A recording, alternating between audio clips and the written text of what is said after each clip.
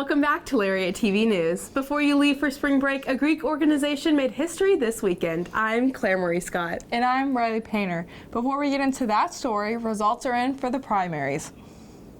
With the Texas state primaries over, candidates that were previously running against members of their own parties will now be running against their Republican and Democratic counterparts.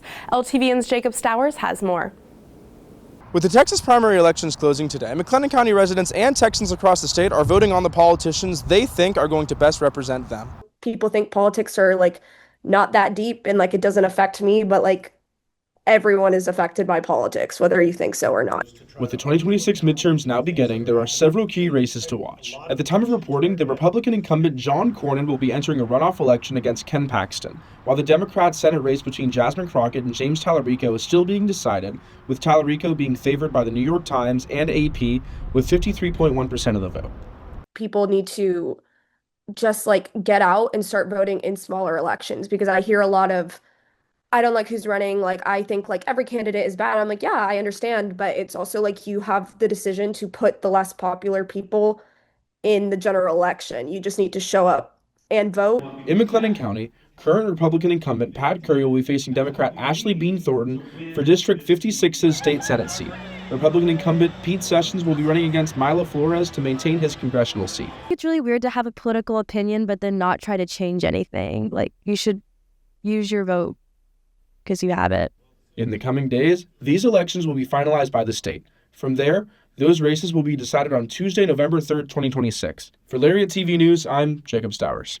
Baylor Sing 2026 ended with a historic moment this weekend. After years of competing, Bucks has officially claimed its first ever Sing title, marking a milestone for the organization and its members. I have more on the story.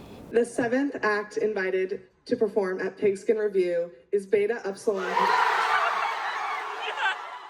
For years, Beta Upsilon Chi has taken on the Sing stage with high hopes, but this year it's different. After months of rehearsals and standing ovation performances inside Waco Hall, Bucks not only gets its first opportunity in Pigskin, but also walks away with the first win in program history. Just absolutely everyone is jumping, screaming, going crazy. And everyone's just dead sprint for Waco Hall, and we're running there. And I had to stream on my phone because I was streaming. We had a projector set up, and I was running and I was listening to it. I was like, okay, who got first place? And they went third, second, first, Beta Upsilon Chi, and I screamed. I was like, guys, we got first. Months of rehearsals, set builds, and late nights all led to the moment where many have been waiting for. Sing Chairs thought this year a clear and simple strategy set the performance apart. Strategy was to just make it as funny and entertaining as possible. Our strategy is very simple, and it's just the fact that men are men. So that was our strategy of let's put some old fat dads up there on stage and people will think it's funny. The humor may have brought the trophy home, but the work behind the scenes is what made the moment mean more. Sing is such a huge thing that gets put together by so many people. And I just hope everyone sees the work that every single group had to put in, not just the bigger, the better groups. Even every group had to put in so much work to get an act on stage that we're proud of. And so I just hope everyone gets to kind of appreciate that. A first ever win spot at Pigskin and a moment years in the making. For Bucks, this Sing win marks a new chapter in program history. For Lariat TV News, I'm Riley Painter. A Baylor department put on a mission trip commissioning event Tuesday as the Baylor community prepared to send off these students as they go spread the gospel. Owen Carson has more. The Baylor Missions Department, along with Baylor Student Ministries and the Livingstones, help celebrate students for their commitment to the Lord. But God will show you those moments when amazing things are going to happen when you're there. But keep your eyes open, keep your ears open, but more importantly, keep your heart open. The hope of this event is to allow students to feel less lonely as they go on a mission. It's kind of isolating because you might think it's just your trip, but an event like this allows people to see all the places Baylor's going, all the faculty and staff around campus that are involved. Having Baylor students across the globe highlights Baylor's pro mundo value as they aim to expand the university's service reach beyond the state. It really takes who Baylor is when we want to say we want worldwide leadership and service, Christian community, and it really puts all of those aspects together. From Lariat TV News, I'm Owen Carson. Baylor's Phi Alpha Theta hosted its semesterly book sale Tuesday outside the Tidwell Bible building, offering students a chance to pick up discounted books at a pay-what-you-can rate. The sale ran featured books across a variety of subjects like history, political science, religion, sociology, and more. The Pay What You Can format allows students to purchase books at a price that fit their budget. Proceeds from the event will support Phi Alpha Theta and its future activities on campus. The organization continues to host the sale each semester as a way to raise funds and connect students with affordable reading options. That is important because it gives access to students to affordable learning resources and interesting reads for a low amount of money. All of our books are by donation, so you can donate any amount of money for our organization and get a few interesting books. One Baylor senior is pushing his limits in hopes to inspire others, taking on 8 ultra marathons in 8 months. LTVN's Abby Roper has more on what he calls Project Ultra. 8 ultra marathons, 8 months. For Baylor senior Carson Sheldon, this is more than just running. This is a way to test his limits. An ultramarathon is anything over 31 miles, and now, in month 7 of 8, he's building toward his final run. I'm a big believer if God gave you a gift, it's your obligation to use it for the betterment of other people. And I wouldn't say my gift is necessarily running. I would say it's more discipline. Believe it or not, I actually don't love running. A lot of people are very surprised when they hear that just because I run a lot, but I like where running gets me as a person. And I'm on, truth is the pursuit I'm after, and Christ is my foundation. What started as a personal challenge has grown into something bigger. Carson says that the long miles have strengthened his faith and given him an opportunity to encourage others to push their own limits, all while sharing and documenting his journey online in the hope of inspiring others. He just, no matter what the circumstances is, he's going to get it done. He complains to me all about the time about how he doesn't want to do stuff, but then he goes and do it because that's just the kind of person he is. He's going to get it done. He's going to, whether it's for training or whether it's during a race, whether it's an 8-mile run or 65 miles. With 6 ultras behind him and 2 left to go, the final leg of Project Ultra is quickly approaching. On April 18th, he will complete his most ambitious run yet, 75 miles. The grand finale will be 75 miles, Buc-ee's to Buc-ee's through Waco. And so through all that, the message is to basically inspire people to live out their dreams and that they don't need permission to be great. Because too many times we look to other people, like if it's our friends, if it's books, if it's podcasts, to find something that we already have. And so through all this, I'm trying to put a light on people's darkness and show them that they can really do anything they want to do, and it's within them. From everyday training runs to 75 miles down I-35, Carson is reaching his final few miles of Project Ultra, a finish line he hopes will inspire others to run their own race. For Lariat TV News, I'm Abby Roper. On Tuesday, the Indian Subcontinent Student Association, or ISSA, celebrated Holi on Fountain Mall. Holi is a Hindu tradition about love, good versus evil, and new beginnings. This tradition has been celebrated at Baylor since the 1990s, but has been a long-held tradition in the Hindu culture. In celebration, students throw colorful powder at each other. But basically it's just a celebration of life, celebration of good versus evil, and each of the colors represents something different. Not sure exactly, but it's just a really good time to spend time with friends, kind of get that community, and we invite all of Baylor campus to come so we get a good turnout, and yeah. Coming up next, a historic organization celebrates a big achievement this month. And Waco residents are staying active for a prize. Keep it here.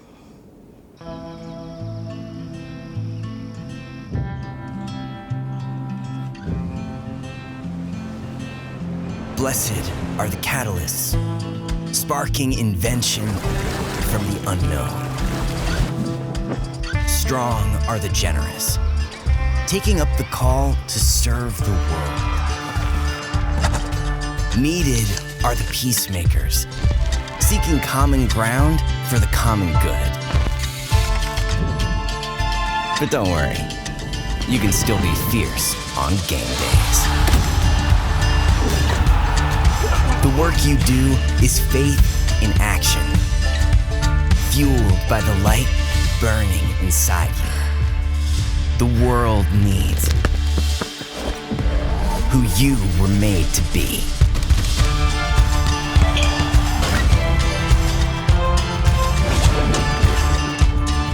Dare to be you, indeed.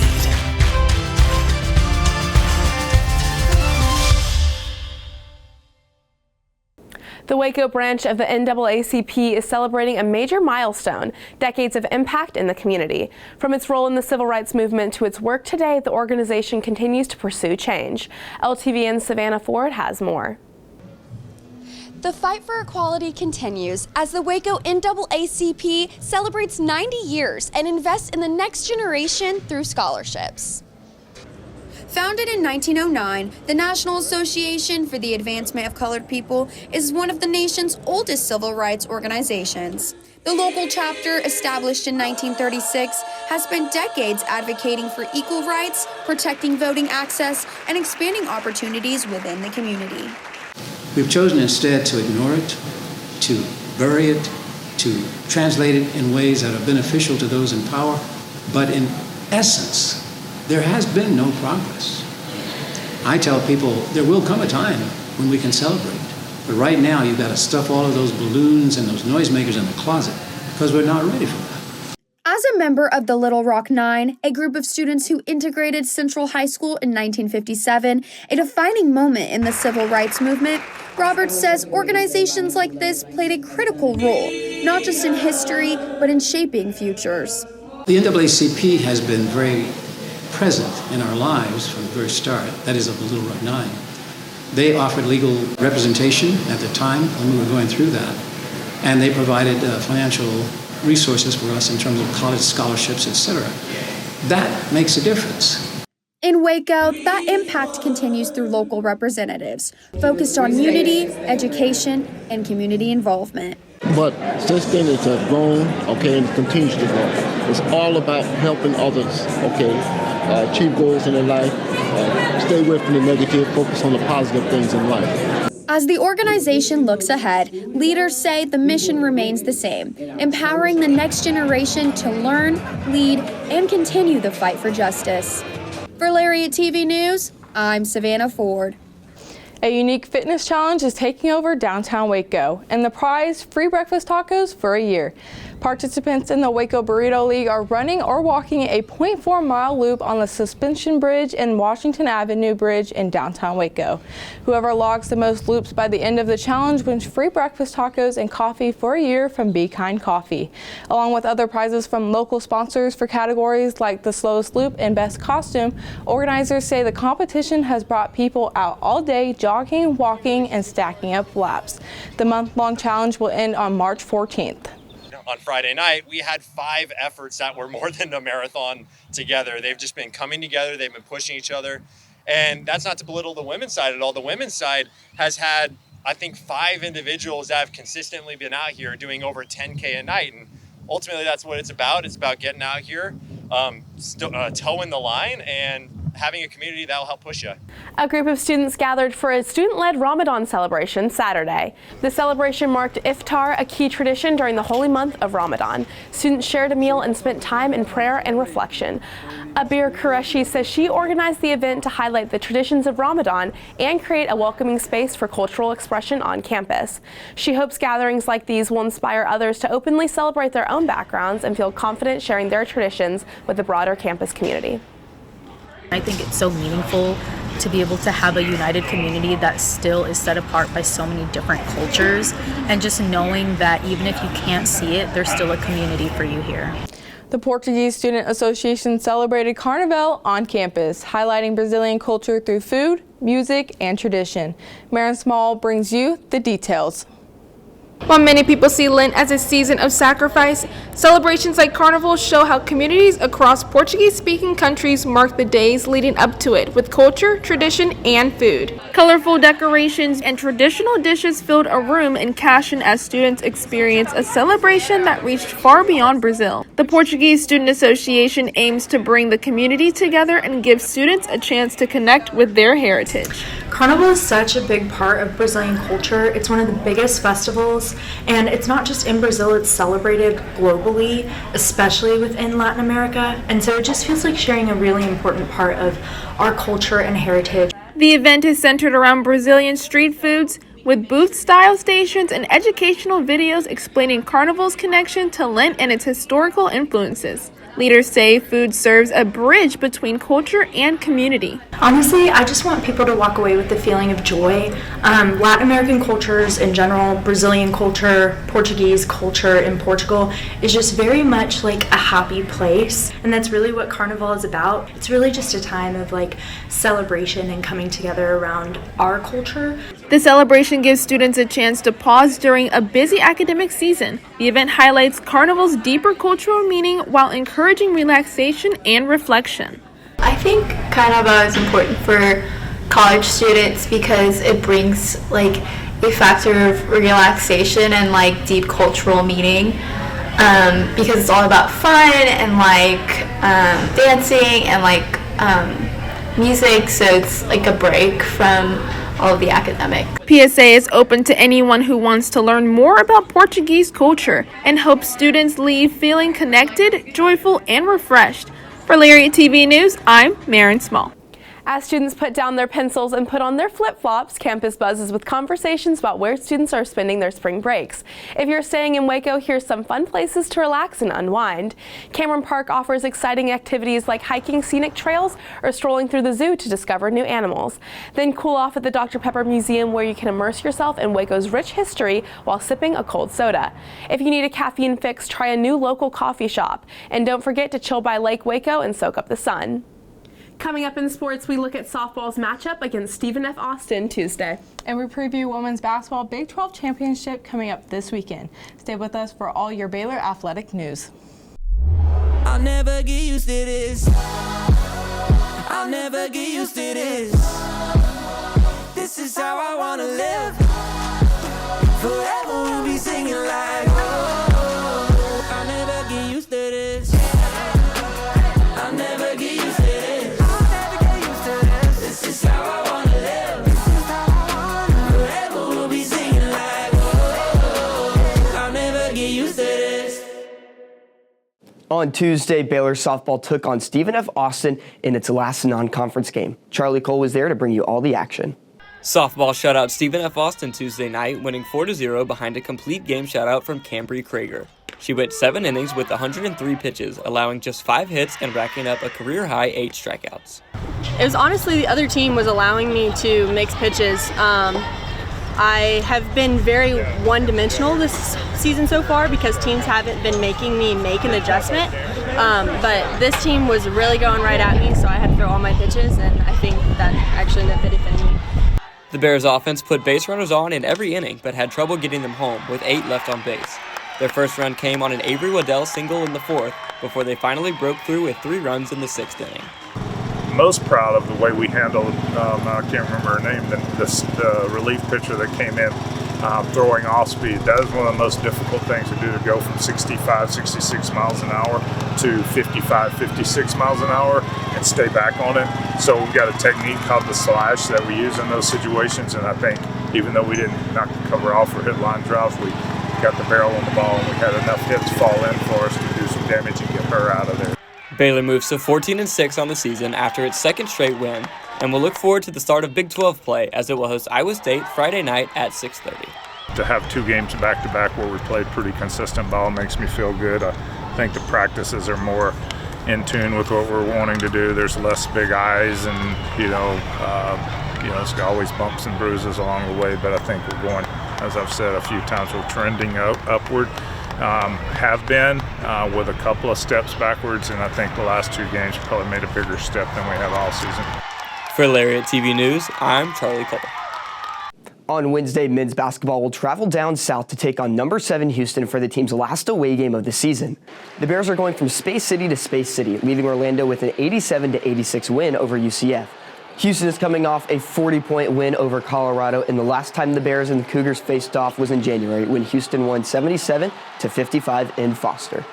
Really, for us, it's taken the back half of conference to really figure out best ways to put our team in position to be successful, meaning I think they know what we want. We know what to expect from them, and I think everyone's bought into trying to finish the right way, and every game's a blessing. So right now we're just excited each game we have, and we say we control our own destiny. So as long as we're playing, we get to decide how our season ends. Baylor, Acro, and Tumbling dominated Oregon with a win on Saturday, and Brooke Cranford has more from the match. Baylor, Acro, and Tumbling flew past number 2 Oregon with a 278.50 to 272.530 win Saturday. I was going to say, I feel like our biggest focus would be to continue building our lead as we continue on throughout the season. So for our next couple of meets coming up, I feel like those ones, we just have to make sure that we're trusting ourselves. And like she always says, they're going to end up being us versus us. In the Acro heat, the Bears topped the Ducks with a 9.65, holding a strong lead until the Pyramid heat, but picked up momentum with the toss and tumbling heat after halftime. Our fans really enjoyed it last week, and so we just wanted to put them out there again. We decided to take the risk. Paid off in Acro, not so much in Pyramid, but that's okay. We knew that could potentially happen, and anytime you do some skills like that, no one else is doing that. So anytime you put those skills out there, you're taking that risk. Emily Bott scored a 9.7 out of 10 for the aerial pass, and Sarah Kerr earned a 9.800 out of 10 for the open heat to secure the win. Like Coach V always says, you can never be actually truly 100% perfect, but just lessening that margin to get closer to perfect is what we really need to focus on rather than just specific nitty-gritty things. The Bears hit the road for their only tri-meet of the season Saturday. For Lariat TV News, I'm Brooke Cranford. After earning a double bye, Baylor women's basketball will travel to Kansas City for the Phillips 66 Big 12 tournament. The Bears look to build momentum off of a 65-53 loss against TCU on Sunday, placing them in the 3rd seed slot for the tournament after coming to the tiebreaker decision with West Virginia. Baylor will open play Friday at 8 against the winner of the Colorado versus UCF or Kansas matchup. Coach Collin has done a great job with her team, and they can beat anybody, and that's a tribute to her. And hopefully they stay healthy. And I think it's going to be really exciting what they do in Kansas City and what they have an opportunity to do in March Madness. Baseball picked up a big win in Houston last weekend as part of the Bruce Bolt College Baseball Classic.